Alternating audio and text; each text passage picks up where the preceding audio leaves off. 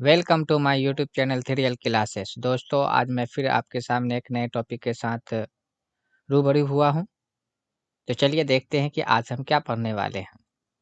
जैसा कि स्क्रीन के ऊपर दिखाई दे रहा है आपको कि आज जो हम पढ़ने वाले हैं वो पंक्चुएशन मार्क्स के बारे में पढ़ेंगे। इंग्लिश में पंक्चुएशन मार्क्स कहा जाता है, उसे ही हिंदी में विराम चिन्ह कहा जाता है।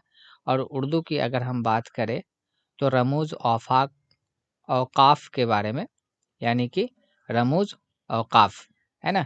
इसके ऊपर हम लोग चर्चा करेंगे कि आखिर ये चीज़ विराम चिन्ह, पंक्चुएशन मार्क्स और रमूज औकाफ औकाफ क्या चीज़ है, इसके ऊपर हम लोग चर्चा करेंगे। और ये जो है बिहार डीएलएड के में जो है ये एक टॉपिक है जिससे ये अभी तक क्वेश्चन बैंक के ऊपर मैंने सर्च किया तो पता ये चला कि 2 मार्क्स का क्वेश्चन जो यहाँ से पूछा जाता है। हर क्वेश्चन के उसमें हमने 2022 का जो उठा के देखा तो उसमें 2 मार्क्स का पूछा गया था। इसलिए ये टॉपिक अहम लगा तो मैं आप लोगों के सामने लेके चला आया। तो चलिए देखते हैं कि ये विराम चिन्ह, पंक्चुएशन मार्क्स और रमूज़ और काफ काफ क्या चीज़ है, उसके ऊपर हम लोग चर्चा करेंगे। तो देखिए ये जो पंक्चुएशन मार्क्स है ये क्या चीज़ है? इसका इस्तेमाल कहाँ पे किया जाता है और क्यों किया जाता है? तो इसका इस्तेमाल जो है हम लोग राइटिंग के समय में, यानी कि जब लिखते हैं तब इस चिन्ह का इस्तेमाल करते हैं। ठीक है? ये एक सिंबल है, यानी एक चिन्ह है जिसका इस्तेमाल हम लोग एक सेंटेंस के अंदर, एक जुमले के अंदर करते हैं। इसका उपयोग सिर्फ हम लोग जो है राइटिंग के रूप में ही करते हैं, यानी कि तहरीर की ही शक्ल में करते हैं। बाकी इसका उपयोग जो हम स्पीकिंग में हो या हियरिंग में हो, यानी सुनने में हो या पढ़ने में हो, उसमें हम लोग नहीं करते। लेकिन हम लोग इसका इस्तेमाल जो करते हैं ओनली फॉर राइटिंग के ऊपर करते हैं। तो चलिए देख लेते हैं, इसका नाम जानना ज़रूरी है और इस पे किस तरीक़ा से सवाल क्वेश्चन आता है एग्ज़ाम के अंदर, उसके ऊपर भी हम लोग चर्चा करेंगे। हमने 5 क्वेश्चन इस टॉपिक से लिया है। उससे पहले हमने इसका चिन्ह, जो भी अलामत है, जो भी मार्क्स है इसका, जो भी सिंबल है, उसको हमने यहाँ पे इंडिकेट किया है, तो आप लोग देख सकते हैं। जैसा कि 1 नंबर में सबसे पहले हमने लिया है, अ, जैसे कि आपको स्क्रीन के ऊपर दिखाई दे रहा है, यहाँ पे लिखा हुआ है कि इंग्लिश नेम। तो ये आपका इंग्लिश नेम हो गया, कोमा, है ना? कोलन, है ना? Semicolon, dash, colon and dash, है ना? तो ये नाम है उसका। और हिंदी के अंदर देखें तो जिसका इंग्लिश में कोमा नाम है, उसी को अल्पविराम कहा जाता है। हिंदी के अंदर क्या कहा जाता है? अल्पविराम। कोलन को क्या कहा जाता है? अपूर्ण विराम पूर्ण, ठीक है? और सेमीकोलन को कहा जाता है अर्धविराम। उसके बाद डैश को डैश ही कहा जाता है। कोलन एंड डैश को हम कह सकते हैं अपूर्ण विराम पूर्ण डैश, ठीक है? ये कहा जाता है। लेकिन उर्दू के अंदर क्या कहा जाता है? जिस चीज़ को हम इंग्लिश के अंदर कोमा कहते हैं, उसको हिंदी के अंदर अल्पविराम कहते हैं, तो उसी को उर्दू के अंदर सक्ता कहा जाता है। क्या कहा जाता है? सक्ता कहा जाता है, ठीक है? और सक्ता की अलामत जो, यानी सिंबल जो, यानी चिन्ह जो है ना? तो वो इस तरीक़ा का है ना? ये देखिए, आपको स्क्रीन के ऊपर दिखाई दे रहा। तो अगर सक्ता का इस्तेमाल करना है तो ये इस तरीक़ा से आप कीजिएगा। उसके बाद जाके कोलन, तो कोलन का इस्तेमाल जिसको हम लोग उर्दू में राब्ता कहते हैं, तो राब्ता ये इस तरीक़ा से आपका बनता है। ये आपका राब्ता हो गया, ठीक है? उसके बाद सेमीकोलन, सेमीकोलन को हिंदी में कहा जाता है अर्धविराम और उर्दू में कहा जाता है वक़्फ़ा। उर्दू में क्या कहा जाता है? वक़्फ़ा। तो यानी जो हिंदी में अर्धविराम होता है और इंग्लिश में आपका सेमीकोलन होता है, उसी को उर्दू में वक़्फ़ा कहा जाता है। और वक़्फ़ा के अलामत जो है, यानी सिंबल जो, यानी चिन्ह जो है, ये इस तरीक़ा से है, ठीक है? उसके बाद हम चौथा की बात करें तो डैश, तो हिंदी में डैश कहा जाता है, लेकिन उर्दू के अंदर इसे ख़त कहा जाता है। क्या कहा जाता है? ख़त कहा जाता है। ख़त का सिंबल जो है, अलामत जो है, यानी चिन्ह जो है, ये है, ठीक है? यानी कि इस तरीक़ा से हम कर लेंगे तो ये आपका क्या है, उर्दू में इसे, इस सिंबल को उर्दू में ख़त कहा जाता है, हिंदी में डैश और इंग्लिश में भी हम डैश कहते हैं, ठीक है? उसके बाद कोलन एंड डैश की बात करें तो जिसे हम उर्दू में हिंदी में कहते हैं अपूर्ण विराम पूर्ण डैश, है ना? उसी को उर्दू में कहा जाता है तफसीलिया। क्या कहा जाता है? तफसीलिया। क्या कहा जाता है? तफसीलिया। ठीक है। और इसकी जो अलामत होती है ये इस तरीका से होती है, आपको स्क्रीन के ऊपर दिख ही रहा होगा, लेकिन फिर भी मैं यहाँ पे उसको तहरीर कर रहा हूँ। ठीक है।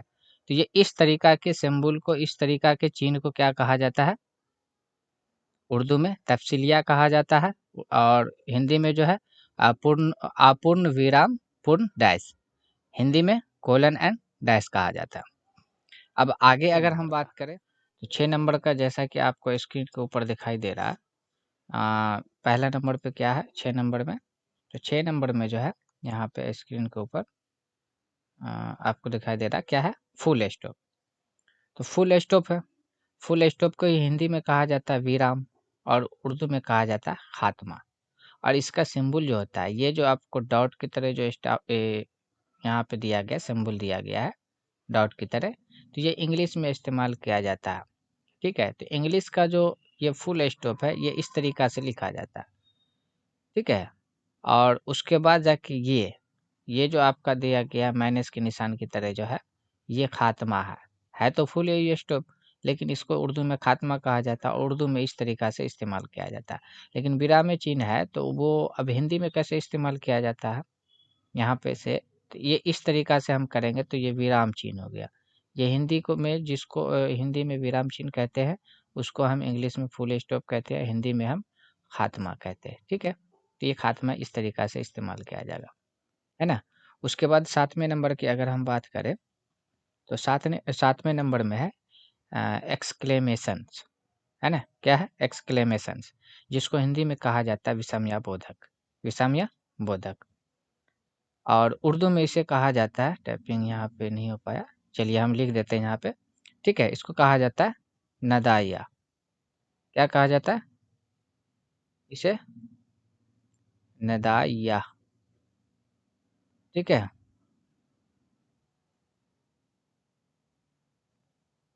इसे क्या कहा जाता है?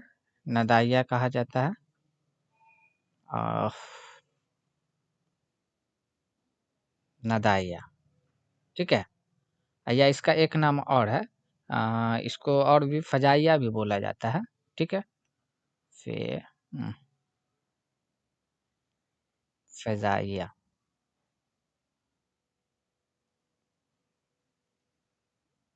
फिर जी मैं लिख जबर जा,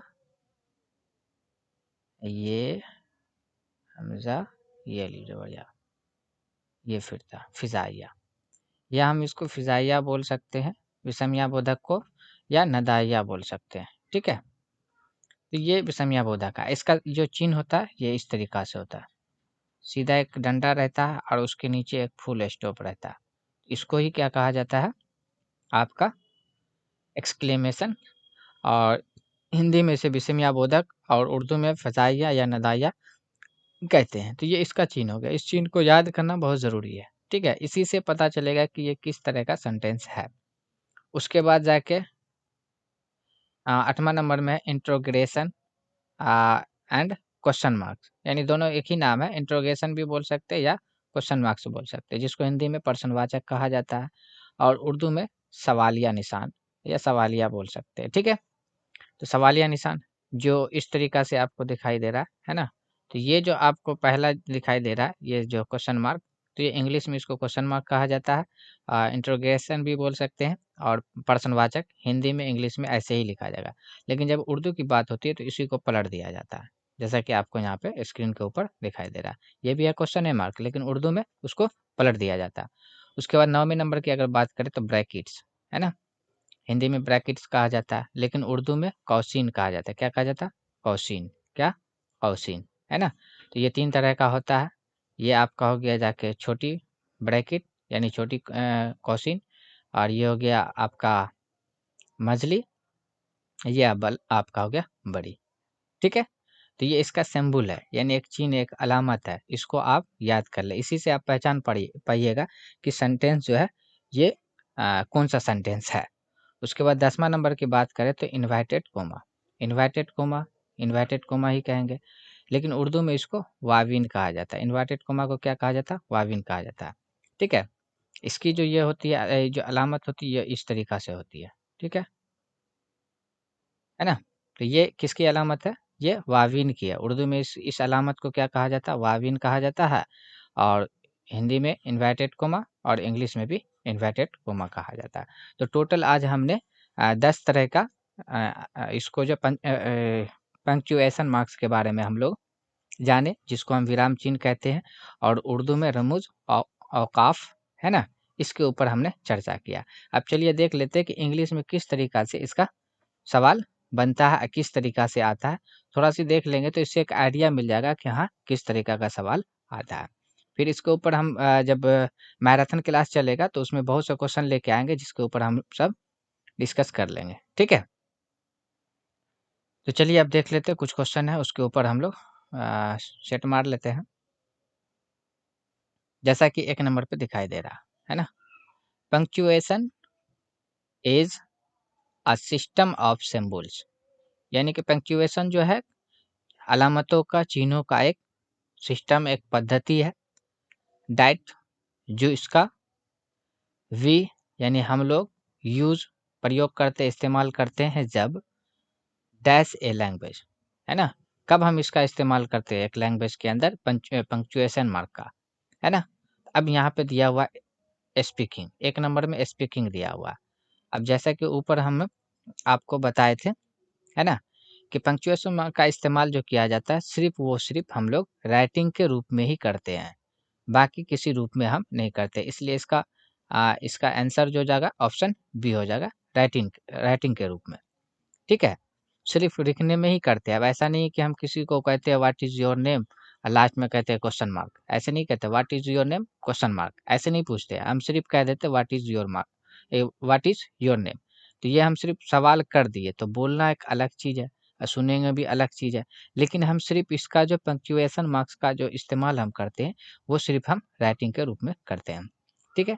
दूसरा क्वेश्चन अगर देखें तो व्हिच यानी कौन, है ना? Which one is the symbol of semicolon, तो सेमीकोलन का सिंबल कौन है? तो जैसा कि आपने अभी वहाँ पे सेमीकोलन के ऊपर हमने ऊपर डिस्कस किया था कि सेमीकोलन इसमें से कौन-सा होगा, ठीक है? तो सेमीकोलन क्या होगा इसमें आप बताइए? 1 में है, यहाँ देखिए ये जो अलामत है ये सिंबल क्या सेमीकोलन का है? या ऑप्शन बी वाला है? या ऑप्शन सी का है? या ऑप्शन डी का है? किसका है? सेमीकोलन, है ना? तो ये जो पहला वाला जो सिंबल है ये आप कोलन का सिंबल है, ठीक है? ये फुल स्टॉप का है ये क्वेश्चन मार्क्स है। ये आपका हो गया जाके ऑप्शन नंबर डी, ये आपका आंसर होगा क्योंकि यही सिंबल जो है, यही चिन्ह जो है आपका सेमीकोलन का है। ये क्वेश्चन 2022 के अंदर पूछा गया था इंग्लिश से रिलेटेड, ठीक है? आगे चलते हैं तो जैसे कि तीसरे नंबर पे है कि which which are example of punctuation marks. अब इसमें पूछा जा रहा है कि अ, कौन-सा पंक्चुएशन मार्क्स का एग्जाम्पल है, एक उदाहरण है, एक मिसाल है। तो जैसे कि आप यहाँ पे ऑप्शन नंबर 1 में दिखाई दे रहा है comma and full stop. Of course ये तो है क्योंकि कोमा जो है पंक्चुएशन मार्क का एग्जाम्पल है, फुल स्टॉप भी है। लेकिन यहाँ पे दूसरा ऑप्शन में डॉलर, तो डॉलर का तो बात अभी हमने कहीं पे नहीं किया, पाउंड के बारे में भी हमने नहीं किया, तो ये तो ऑप्शन होगा नहीं, है ना? पल्स के बारे में, प्लस के बारे में और माइनस के बारे में, इसके बारे में भी हमने चर्चा नहीं किया, तो ये भी नहीं होगा, ये भी नहीं होगा। नन ऑफ दिस इसमें से तो ऑप्शन नंबर 1, इसलिए यहाँ पे ऑप्शन नंबर 1 हो जाएगा, ठीक है? Which are the example of punctuation marks, इनमें से पंक्चुएशन मार्क का एग्जाम्पल कौन है, उदाहरण कौन है? तो कोमास एंड फुल स्टॉप हो जाएगा ऑप्शन नंबर 1। अब हम क्वेश्चन नंबर 4 को देखते हैं। यहाँ पे देखिए आपका इन्वर्टेड कोमा का इस्तेमाल किया गया है। ये इन्वर्टेड कोमा है ना? तो इस जब इन्वर्टेड कोमा के अंदर रख दें तो यहाँ पे आप समझ लिए कि इसके अंदर वेटेज आ जाता है। तो यहाँ पे इसी के बारे में पूछ रहा है। फुल स्टॉप आर यानी फुल स्टॉप है, ऑल्सो भी कॉल्ड कहा जाता है। कहने का मतलब है कि फुल स्टॉप को और भी कहा जाता है। तो और फुल स्टॉप को किस नाम से जाना जाता है? तो फुल स्टॉप को और एक्स्ट्रा के रूप में जो जाना जाता है वो पीडीएस के नाम पे, है ना? पीडीएस के नाम से जाना जाता है। किसके नाम से? पीडीएस के नाम से, ठीक है? एंडिंग नहीं ये होगा, पॉइंट्स नहीं ये होगा, ठीक है, नन ऑफ दीज, इनमें से कोई नहीं, ये भी नहीं होगा, तो ऑप्शन नंबर 4 का ये हो जाएगा। ठीक है, उसके बाद देखिए यहाँ पे द, अब यहाँ पे ये देखिए, ये सिंबल के बारे में इन्वर्टेड कोमा के अंदर में जो ये है ना, इन्वर्टेड कोमा के अंदर में जो है ये आ, डाला गया है। तो इस सिंबल के बारे में आपसे पूछा जा रहा है कि सिंबल इज कॉल्ड, इस सिंबल को क्या कहा जाता है, यानी इस सिंबल को कहा जाता है, क्या कहा जाता है, फुल स्टॉप नहीं, फुल स्टॉप तो ये इस तरीका से था ना, बुंदा की तरह था फुल स्टॉप, है ना, क्वेश्चन मार्क्स नहीं, ये भी नहीं, क्वेश्चन मार्क तो ये है। उसके बाद देखो इन्वर्टेड कोमा नहीं, इन्वर्टेड कोमा तो इस तरीका से इस्तेमाल किया जाता है ना, ये भी इन्वर्टेड कोमा है, और ये जब लग जाता है तो इसका मतलब डबल इन्वर्टेड कोमा आ गया। ठीक है, उसके बाद देखो कोलन, ऑफ कोर्स ये आपका कोलन का सिंबल है, इसे ही क्या कहा जाता है, कोलन कहा जाता है। तो ये भी एक जो आपको यहाँ पे से ये जो क्वेश्चन दिया गया था, क्वेश्चन नंबर 5 और क्वेश्चन नंबर 2, ठीक है, ये 2022 के अंदर क्वेश्चन पूछा गया था, जो आपके सामने लेके आया गया। ठीक है, तो आज का कैसा रहा वीडियो, अगर ये वीडियो आपको अच्छी लगी हो तो इसे शेयर भी कर दीजिए, और लाइक कमेंट्स भी आप कर दीजिए। आज के लिए बस इतना ही। Thanks for watching this video.